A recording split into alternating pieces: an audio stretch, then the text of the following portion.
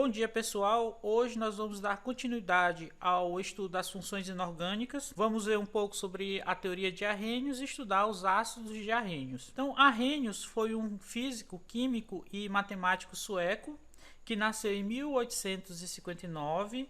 Em 1903, com essa teoria, ele ganhou o Prêmio Nobel de Química e morreu em 1927 na Suécia. Nessa teoria, ele explicou fatos experimentais, como, por exemplo, a condutibilidade elétrica de certas substâncias quando dissolvidas na água, e serviu de fundamento para estabelecer o conceito de ácido e base de Arrhenius, que é o que a gente vai ver hoje. Essa teoria é a teoria da dissociação iônica, era a tese de doutorado dele, e por ela, como a gente já viu, ele recebeu o Prêmio Nobel em 1903. Ela fala sobre a formação de íons livres em solução aquosa. Certas substâncias, quando são dissolvidas em água, elas sofrem um processo que a gente já viu na aula passada, e liberam íons na água, e esses íons é que vão conduzir corrente elétrica. Então, um termo importante que a gente vai precisar conhecer hoje e que a gente vai utilizar bastante no nosso curso de Química é o termo eletrólito. O que significa eletrólito? Eletrólito é todo composto que, ao se dissolver na água, pessoal, produz uma solução condutora de corrente elétrica. Qualquer substância, por exemplo, o sal de cozinha, ele sólido não conduz corrente elétrica. A água pura também não conduz corrente elétrica. Mas quando eu misturo ela com o sal de cozinha, o que é que vai acontecer? O sal de cozinha vai se dissolver na água, vai acontecer uma reação e a partir daí essa mistura de água e sal de cozinha vai conduzir corrente elétrica. Então, quem são essas substâncias que conduzem corrente elétrica? Quem são esses eletrólitos? São todas as substâncias iônicas solúveis em água. Como a gente viu, toda substância iônica sofre dissociação iônica, não é isso? Então, essas substâncias que sofrem dissociação iônica são eletrólitos. E também as substâncias moleculares que sofrem o processo de ionização.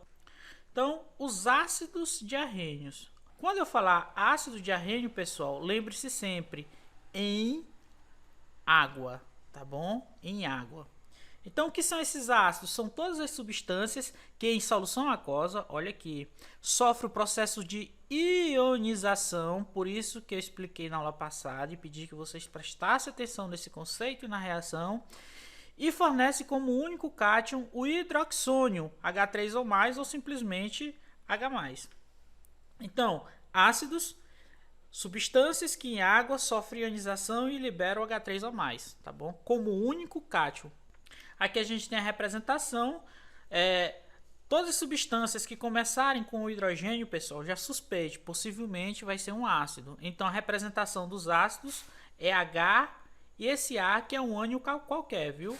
H que é o hidrogênio e o A que é um ânion qualquer. Então os ácidos, pessoal, quando eles entram em contato com a água, tá aqui, ó, ele sofre o processo de ionização, não é isso? É rompida a ligação aqui entre o H e o A. O H vai se ligar à molécula de água, formando H3O+, o hidroxônio, e liberando o ânion A-. Toda substância que, quando entrar em contato com a água, o único íon positivo, ou seja, o único cátion for H3O+, a gente considera essa substância como um ácido. A gente tem a simplificação dessa equação como assim: HA, um ácido qualquer genérico, quando ele reage com a água, ele sofre ionização e libera como cátion H+, e o A- como ânion. A presença desse H+, pessoal, o H+ é a mesma coisa do que o H3O+, o hidroxônio, só que aqui está simplificado. Então, tem H+, somente H+, eu chamo essa substância de ácido. Aí a gente tem uns exemplos, vários ácidos: ácido clorídrico, ácido bromídrico, ácido fluorídrico, cianídrico, ácido nítrico, ácido sulfúrico, ácido fosfórico, ácido carbônico e por aí vai. A gente não vai se preocupar agora com a nomenclatura, que a gente vai ver no final do capítulo, daqui a umas 2 aulas, a nomenclatura dos ácidos, das bases, dos sais e dos óxidos. Mas é importante que vocês já vão observando os nomes do ácido clorídrico, do ácido sulfúrico, do ácido nítrico, que são os ácidos mais que vocês vão ter mais contato no dia a dia. Classificação dos ácidos. Os ácidos podem ser classificados de várias formas. Aqui a gente vai ver 2 formas. A primeira, quanto ao número de hidrogênios ionizáveis, ou seja, na reação de ionização, quantos hidrogênios são liberados. Toda vez que for liberado um hidrogênio, na reação de ionização tiver um hidrogênio ionizável, eu chamo esse ácido de monoácido. Exemplo, HCl. Aqui eu só tenho um hidrogênio, só vai liberar um hidrogênio na ionização. O HBr, ácido bromídrico, o ácido nítrico, tá bom? Todos esses ácidos são considerados monoácidos, porque só tem o hidrogênio ionizável.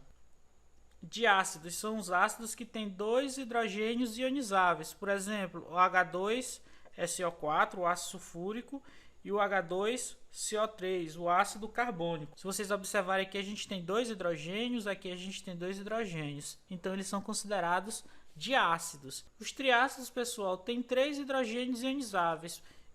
O mais comum deles é o ácido fosfórico, H3PO4. Então, os ácidos que têm apenas um hidrogênio ionizável a gente chama de monoácidos, e os ácidos que têm 2 ou mais hidrogênios ionizáveis a gente pode chamar eles de poliácidos, tá bom? Outra forma de classificar é em relação à presença do oxigênio na sua estrutura.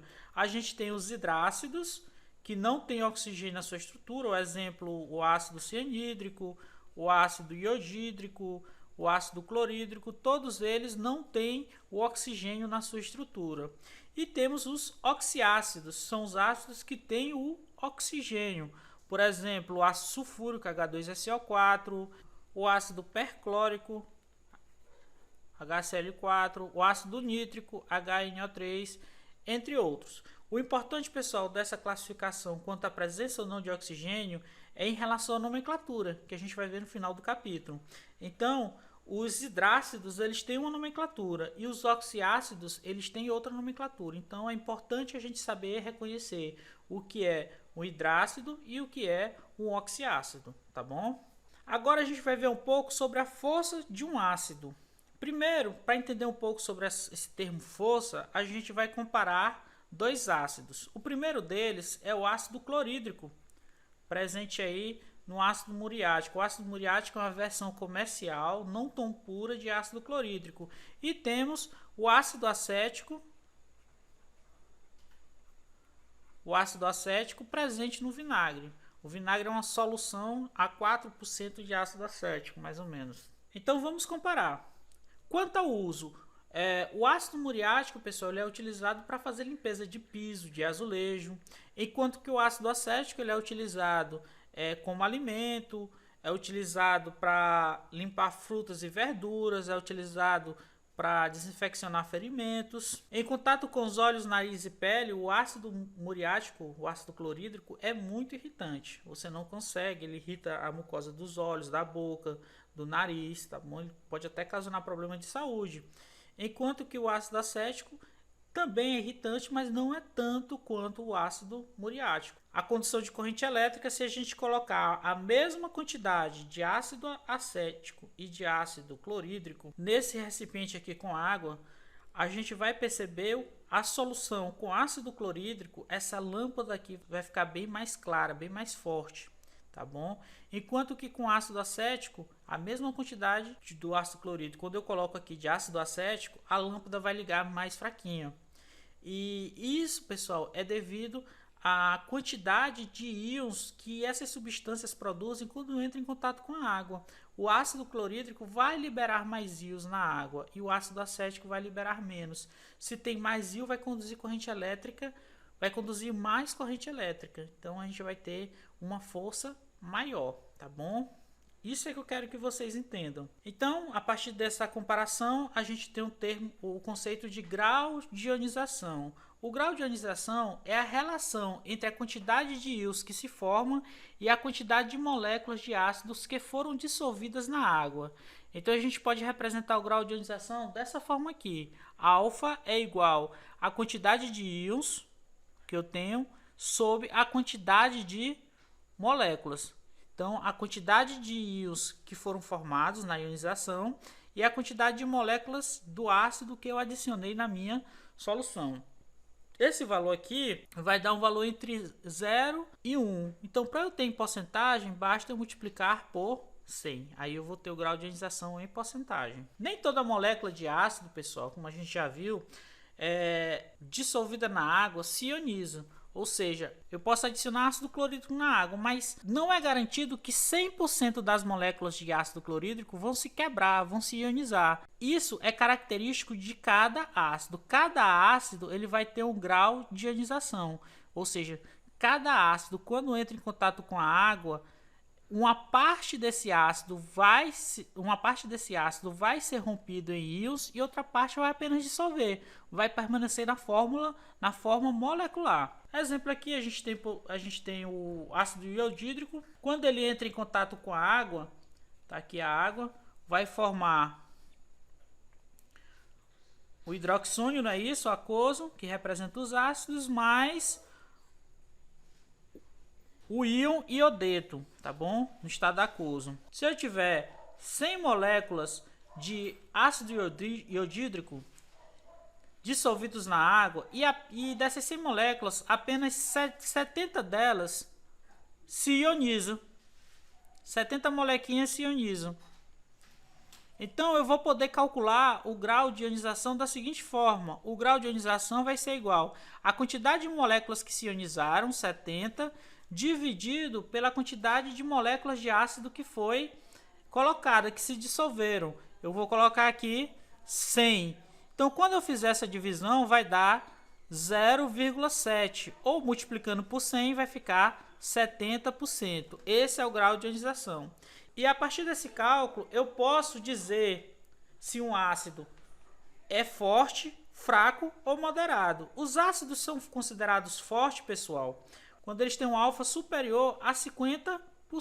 Todos os ácidos que têm um alfa superior a 50%, eu considero eles como forte. Exemplo, o ácido sulfúrico, o ácido nítrico, o ácido clorídrico, tá bom? Já um ácido moderado são os ácidos que têm o alfa